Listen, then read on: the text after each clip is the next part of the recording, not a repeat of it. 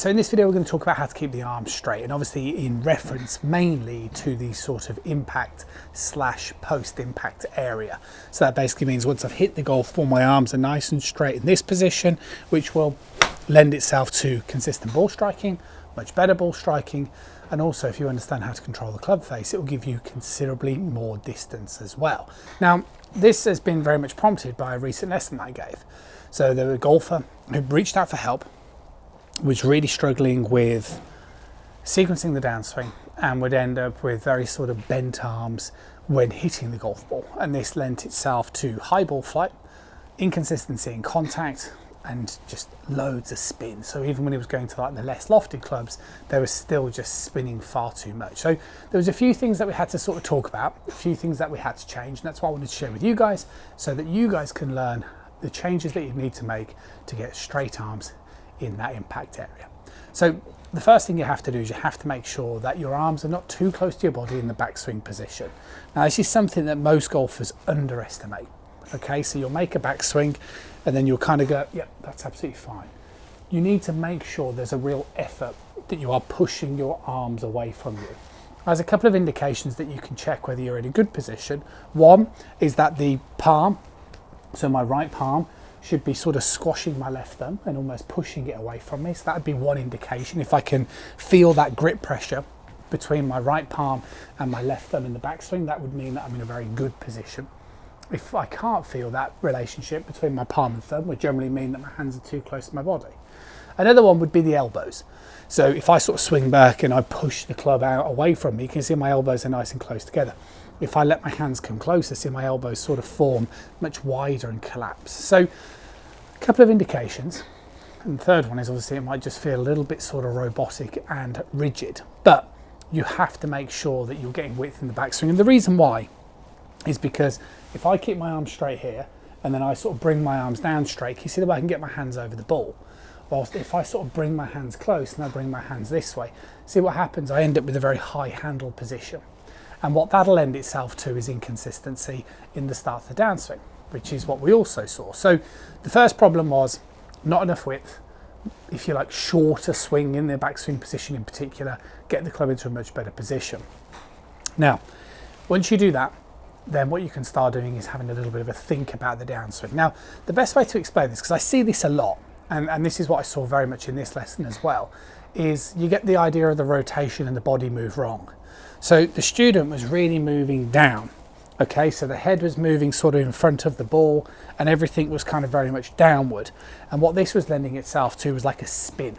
So see the way my trail hip just pops out there in front of me, and it's going to block my hands coming in towards the downswing.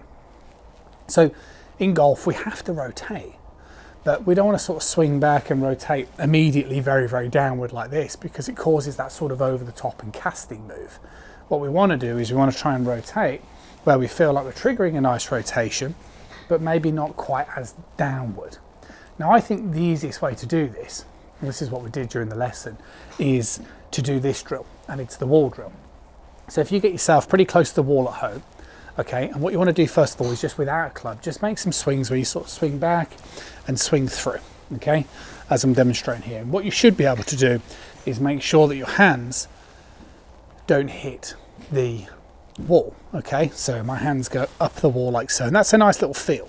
And what you can also do with that type of drill, which we'll come back to, is you can get the feeling of the club head going onto the wall, but not the hands, right?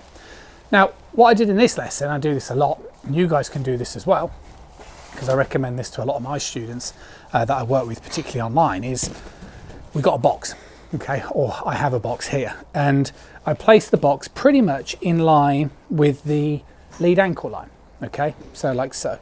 And what happened was I just asked the golfer to do a few swings, and the first swing clipped the top of the box. And that's because, like I was saying, the rotational move is too much down and around.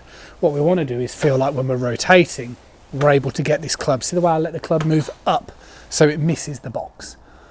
And that means that we can sort of start this downswing where we shift towards that lead side, and then see the way I'm up here. And that's the move that we're after. What we certainly don't want to be doing is this one and swinging down in towards the box. Okay, so that's what you want to be practicing. Now you guys could use an alignment stick Okay, so if you don't have a box, you could place an alignment stick in the ground to the side of you, so it's in line with your lead ankle, about a foot to the left of you, so similar to where I'm holding the club. And again, what that would do is that would just give you that feeling of trying to swing more up. Now, a bit wider in the backswing, okay. Downswing, not this. Make a few swings up the wall or avoiding contact with your alignment stick or the cardboard box. Now, as you're doing that, what we're now looking to try and do is make this real effort on straightening the arms. So again, if you've hit the golf ball with these sort of bent arms and this very lowering body move, you know, what I've now said is, okay, we want to be up here. Now we need to straighten the arms. So you can only straighten your arms if you get your body moving up and through the ball. And that was what we started to do towards the end of the session, which then lent itself to this sort of feeling of this way. So miss the box as you let your arms straighten down into the floor. See what I'm doing here? Now, this is always going to feel very weird because, like, for lots of you out there that would struggle with this sort of move, if you've had this habit of pulling these arms up, what's always going to have happened is that you're going to have left the club face really open. Okay, so you've managed to hit straight shots by swinging sort of out to in with a sort of opening club face. So what you're now going to do, and this is exactly what was happening to the student in mind, is we were working on the width and we were working on the sort of idea of straighter arms and up the wall, but he just felt like everything was going to go 150 yards to the right of the target.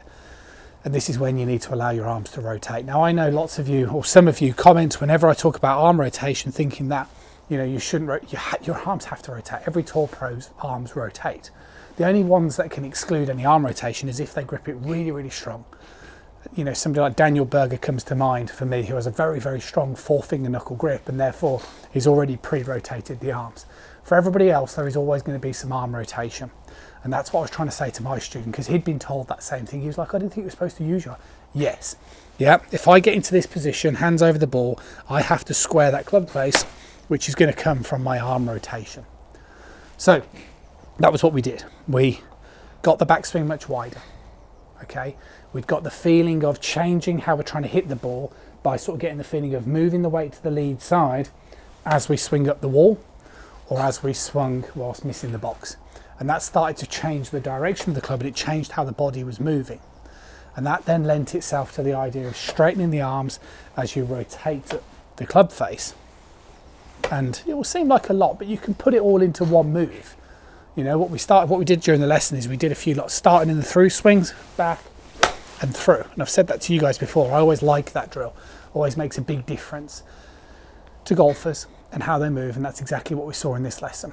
We went from somebody who would be excessively sort of downward, arms bending, chicken winging, to somebody who was starting to look like they were able to get more up and through the ball whilst rotating the arms, which again was going to always deliver much, much better results. So hopefully you guys will appreciate this. It'll be beneficial to lots of you that have had a similar issue, and you can kind of see the step-by-step things that you need to be practicing in terms of the skill sets that you need, from width to guiding hand path to closing the face while straightening the arms. And that's how you're going to end up doing it. See you soon.